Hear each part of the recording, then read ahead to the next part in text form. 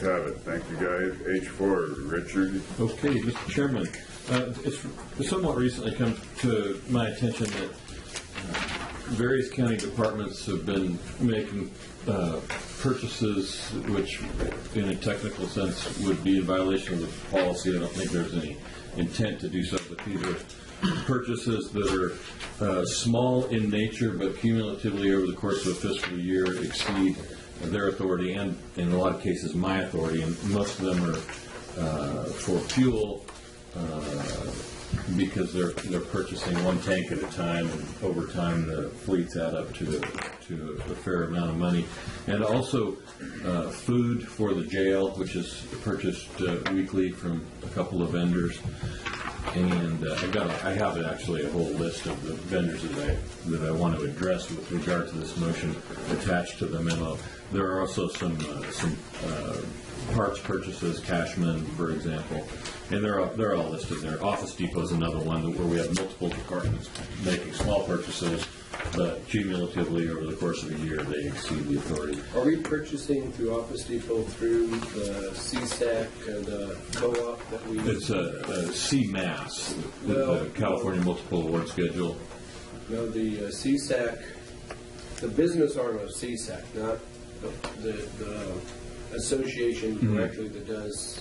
The CSAC Finance Authority. Well, it's not, well, I don't know if it's the Finance Authority, but there is a division they created where they have like a contract like with companies like Office Depot, and if you buy through, you still buy and pay for what you get. It's not like you get a super discount. I think there is somewhat of a discount, but right. Office Depot, whoever the company is, actually credits back a percentage of the purchase back to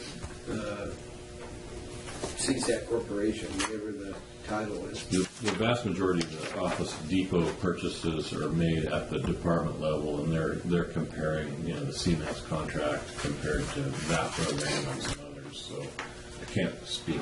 Okay, it'd be good to try to investigate that, because there is an advantage of being part of like a co-op like that. It was something that kind of got going around 2000, and they did it on a national. Well, they started on a state level, and they actually do it on a national level.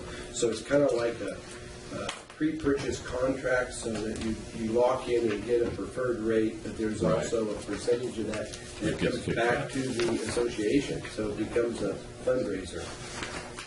I'll certainly review that to see if that's happening.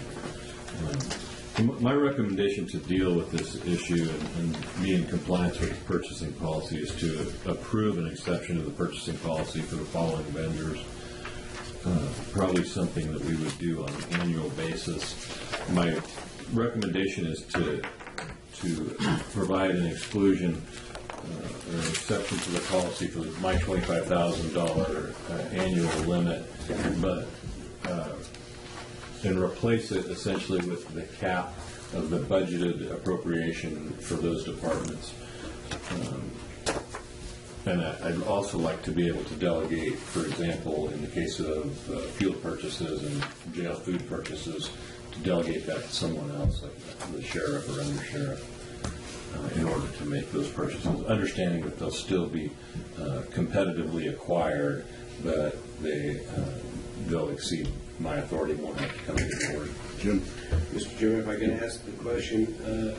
So this deals with, we obviously have purchases. The purchasing policy deals with where they say, okay, I need a file cabinet, I need a box of paper clips or whatever. So they go out, and that's a small dollar amount. And so it's under a certain amount. And first you have a department head level, and then it goes up the chain of command. You take care of the big stuff, capping at about $25,000. Anything beyond that point comes back basically to the board for pre-authorization or approval. Correct. This here would be, like in the case of Arlen Billington Ace Hardware, is where you have departments that have charge accounts there at the department, so that, like buildings and grounds would be one, but I'm sure there are other departments too, the sheriff's and the jail. Right.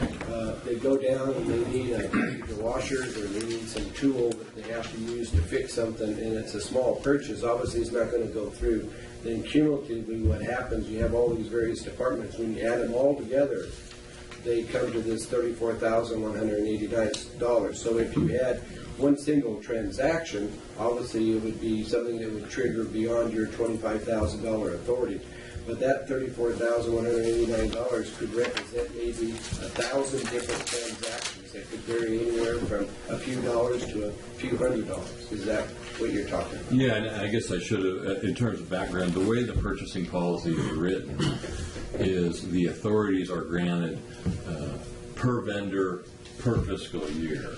So in theory, after the first 25,000 of Ace Hardware, for example, would be under my authority. Theoretically, the next time somebody went to get a bag of nails that costs $5, it will require board approval because it's over the 25,000, and that's what I'm asking for an exception to. Right. So that those purchases, so that $5 purchase would then fall under, in most cases, the employee would be authorized to do. Well, I think most of the purchases that the purchasing policy is addressing to is the big ticket items, and that's where you have the 10,000 and the 20,000 or 25,000. The rest comes to the fore. We're not interested in the bag of nails. You're not interested in the bag of nails of having your time consumed reviewing them. But somebody's buying a bag of nails. Right. If you buy 10,000 bags of nails, and you're going to probably start triggering some of those levels of review and authority sign-off. Well, it'd be by, the way I'm asking for the exclusion, it would be by purchase. If they went to Ace Hardware and bought something for $25,000. As long as they have a budget that allows for them to pay for that bag of nails, as an example, that's going to be done through this exception. Yes. And that's the controlling authority, is really going to be the budget, not so much an individual department head or county administration signing off. They're only going to get involved if there's big ticket items that trigger those kind of. And the reason I think we should come back annually is I think there is some value in daylighting who those vendors are. Well, and the other option that we have is if we have a pattern here. I mean, we do this with the oil in particular. We actually go out to bid, and we actually get quotes from them. So if you have, you're doing Napa Auto Parts, there's $24,624. Just that one jumped off the page.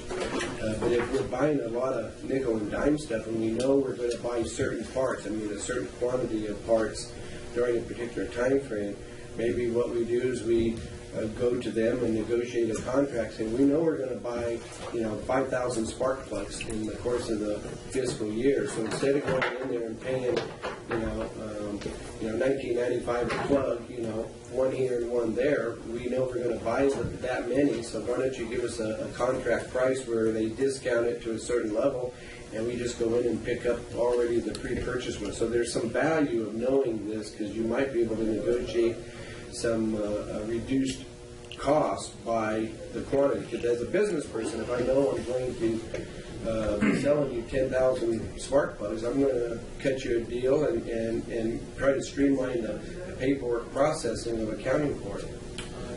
True. We have multiple accounts established with a lot of these vendors where there are various discounts that are associated with them. We don't know, with Napa, for example, we don't know which radiator hoses are going to break or which fan belts we're going to need to replace or what have you until they do. But those discounts are in place for the. Okay, so there are discounts already associated in your mind. Okay, that's the main thing. Is I see the advantage of doing our own internal CMAS type thing where we already predetermine and negotiate a price. So if that's already being done, then that's all that matters. Cool. Now, I got a quick, talking about your installed and son, and then just as a matter of clerical error, that Herbert is misspelled in your little vendor thing. It should be H. Oh, Herbert, I'm sorry. Yeah. Anyway, on those two there, like with our heating oil contract we have, are those dollar amounts included in these here, or are these just the fuel purchases? These have the heating oil included because they were done by vendor, and some of those, so some of the numbers that you're seeing here are actually bid, but we're showing the full vendor. You're talking about your $25,000 limit. I mean, you look at Ed Staub's, Right. That's $50,000 a month. Right. I mean, you get up here every 2 weeks trying to start. And another thought that I had was just you know, you have your vendors, you know, maybe you could just do like a little memo report like you do, like we get with the prison trial thing. We get that every month, you know, you just have like kind of a rolling Who we spend. month to month and just have a little report kind of a thing like that for the board, just Okay. just Can I- It's more for information. Yeah, I mean, a lot of these things, there's no idea what's, You don't know. and like I said, it's multiple departments. I mean, just, Yeah, it's not one department and one office. You may have 4 different Right. departments that have an account at Ace Hardware, and they're all buying and doing stuff independent of Right. each other. I mean,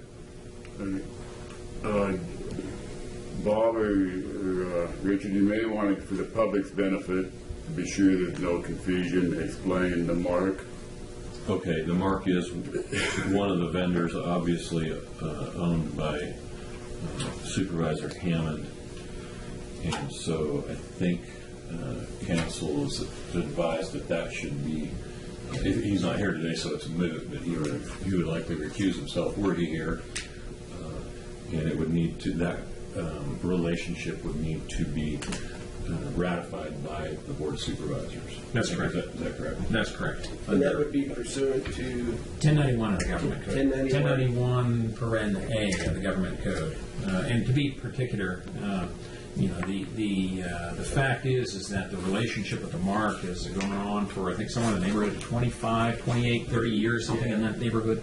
Goods and services have been sold by that entity to the county for that entire period of time, and I've been able to verify that through the auditor's office.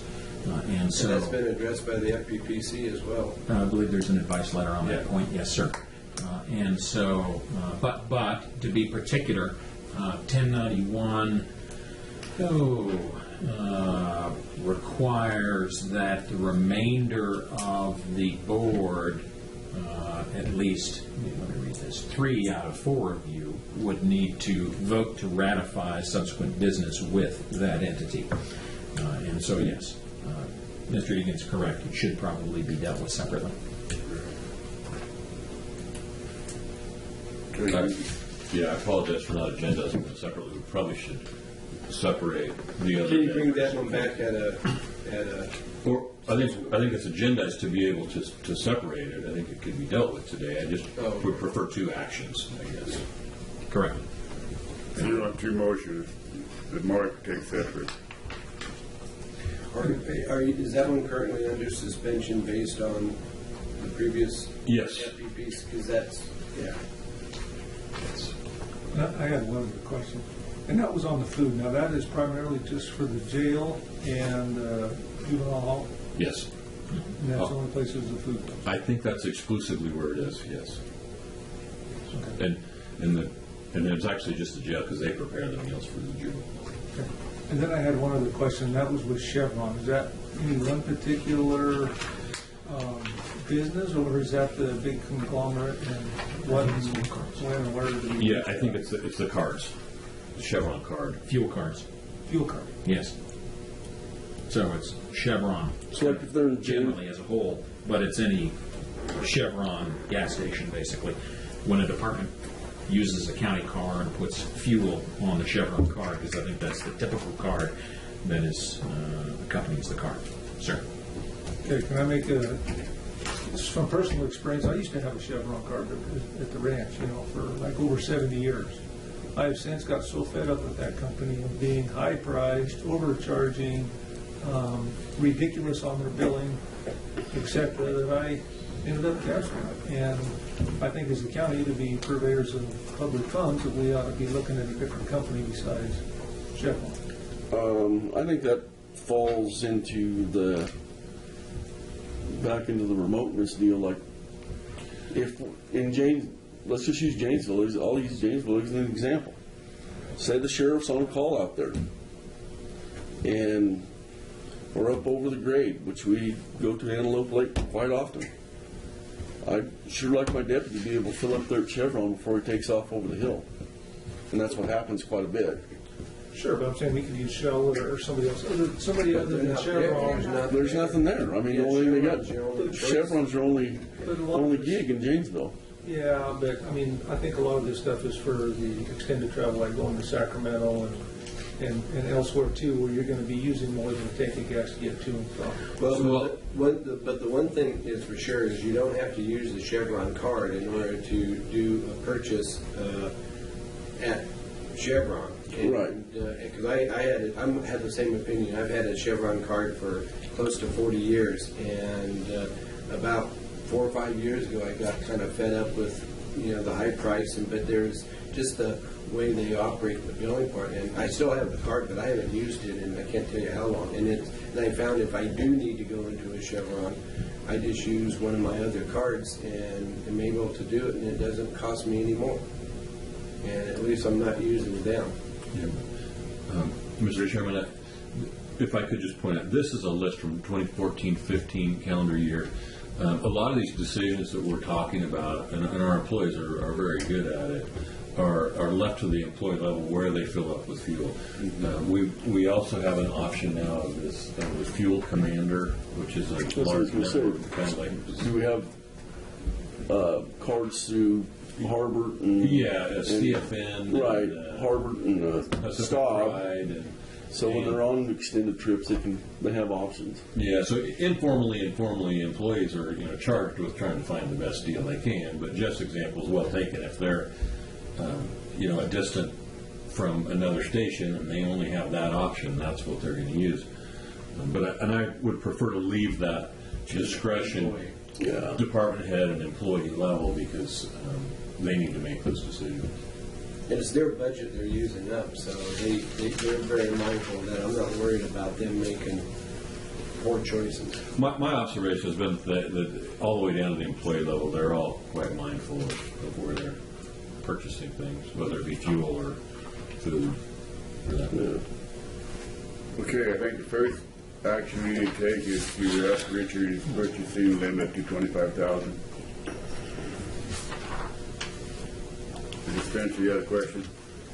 What is the limit now? We're done with it. There's the purchasing. Are you emphasizing 25,000, or you are increasing it from another number? Currently, my authority is 25,000 and less. Before this, it was 25,000. Correct. So my understanding is that there's a need to isolate these accounts? These vendors have been identified as vendors where multiple departments have been making purchases that exceed the granted authority. The cumulative. And the reason you're doing this is because at the end of the fiscal year, you're talking about 99,000 and everything. So, okay, I think that answers it. Thank you.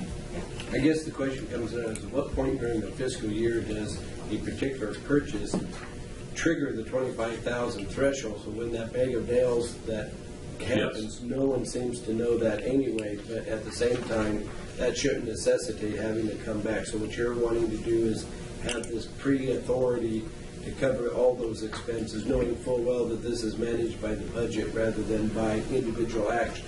Correct. It's not fair, in my view, to expect one department head to know that another department head has, crossed that threshold. Unfortunately, the auditor doesn't have the ability to trigger that either. And so this is the best way. Especially when most of these are done on a tag and they're billed later, so they may not see the bill until sometimes 3-4 weeks after the actual purchase might have been made. Right.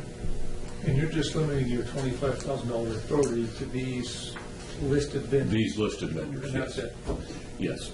And in fact, if we were to buy an item from these vendors that exceeded as one item, if we bought $25,000, I don't know what, from Ace Hardware, that would come to the board because it would be one item. Right. If it goes over that, you have the authority to continue to approve it up to the budget. Yeah. But I would imagine most of those stop bills, when they come in, any one of them in the course of a month is going to be in excess of 25,000, because as you pointed out, we're doing roughly $50,000 a month. The 25,000 on bylaws. Right. Okay. Somebody want to make a motion to? I would move, this would be all except for the mark that we approve an exception to the county purchasing policy, section 4, to increase the county administrator's officer's approval authority total purchase per vendor per fiscal year per department costing over $25,000 from the specific identified vendors, but not in an amount to exceed the county adopted budget 2015-2016. And And number also would two, include authorize the county administrative officer to delegate his authority to a department head to approve claims from these vendors. Can we put in there, Richard, to have like a little memo in our packet, like once a month, kind of as a running tool? You can do that. I'd like to work with the auditor to make sure we can automate that, but that's fine. do we have a second? That would be included in the motion. What is the word on that? And that the CAO develop a reporting format to keep the board apprised of these transactions. If I would prefer quarterly as opposed to monthly, if that's Quarterly. That's fine, but I'm saying just something. I wouldn't specify a time frame. You would prepare a reporting mechanism. It should be easy to do. Second. Second. We have a motion and second, okay. Any more discussion? Seeing none, all in favor say aye. Aye. Both say no, the ayes have it. Now we got to review this with Mark. And Mr. Chairman, if I may, Yes. That should be worded differently.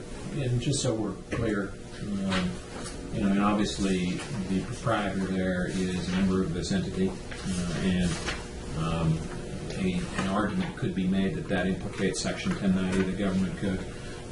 But even if it does, I believe that under 1091 paren A and subsequently 1091 C8, that the long-standing, pre-existing relationship for sales of goods and services between the MARC and the county predates Supervisor Hammond's appointment or election by more than 5 years within the meaning of that subpart. Long predates. Correct. Yeah. And so consequently, that can continue to occur.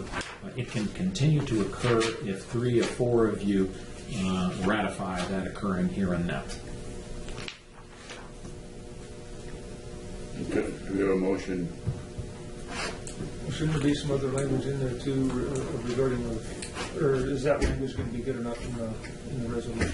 Well, she's just made notes of that, and basically we're taking up the MARC issue separate from the others. The action requested, correct me if I'm wrong, is the same as the others. Same It's action, just, but you want I needed to be clear. But you need to add the 1090 The remote A, interest C8 exception. remote. Correct. That language needs to be part of that motion.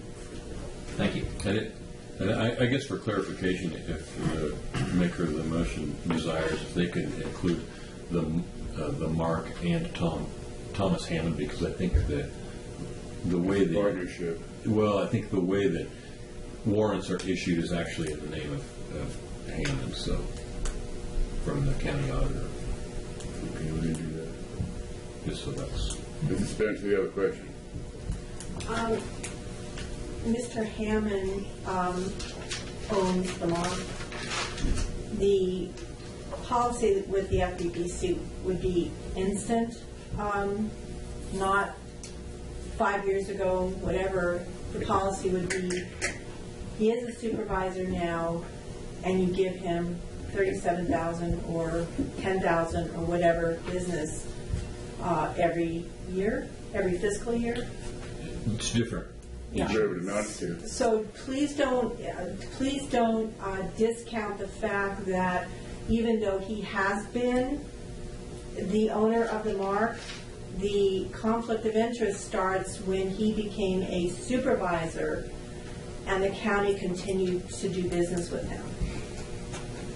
And that was addressed by the FPPC in their advice letter, that whole issue. So I would leave it to their judgment on how they analyze that.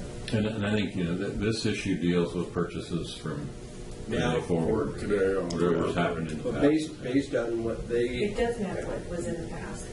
based upon their opinion and given the time frame under that exception rule that 1091A and C8 identify is what allows us to, but it requires us to take that action today in order to govern today and into the future. Correct. So that's the action that we have before us. And I'm not suggesting that what happened in the past doesn't matter, but the issue at hand is what we're... Well, under C8, which is the fact that there was this long-standing pre-existing arrangement, that is what allows for that if we take the action. It requires a majority of the remaining members of the board under, and we're trying to follow what the law and what the FPPC says we have to do. Until that's done, the arrangement's suspended. It could be argued too that being the location of the mark, there is a public safety interest in that. Yes, there's no question that there's a necessity exception to 1090. And that was in the FPPC advice letter, outlines that specifically. Yes. And I don't know if I mentioned it, but I'll point out that I directed the departments to suspend transactions at the mark Until. from when this came to my attention until this issue is resolved. Okay, any more discussion? We need a motion on this. We need a separate motion, right? Yes. We need a separate motion. Anybody wish to make that motion? I'll make it. Jeff makes the motion, second. Okay. I'll second it. Jim will second. Any more discussion before you vote? What's the motion? The motion is that we, It's the same, The same as the preceding motion, except to take the mark separate. Thank you, Bob. plus it adds the language from 1091A and C8. C, yes. Thank you. That's what Bob was trying to get added in. That's the basis Right. for doing it separate. And what were those, just for public record again, Bob? The existence of the relationship in terms of sales of goods and services with the mark has pre-existed Mr. Hammond's appointment or election by more than 5 years, and consequently constitutes a remote interest within the meaning of Government Code Section 1090, for which it then does not apply. Okay. Plus the public necessity aspect is Yes. also part of that. Yes. And wasn't, Richard, didn't you didn't want just the mark, you wanted the mark / Tom Hammond? Correct. Yes. as well? Yes. Yeah. Everybody agrees to that, correct? And actually, I think he is 50% partner with his son. Something like that. Right. 5149. So do we need to add his son's name to that too? No, No. His son's not a supervisor. he doesn't sit. He's in a supervisor. Yeah. Are we clear? Okay, all in favor say aye. Right. You want to pull the board, we can do that. Madam Clerk, would you pull the board? Supervisor Jackson. Aye. Supervisor Alba. Aye. Supervisor Hempel. Aye. Supervisor Clare. Aye. Thank you, Jeff.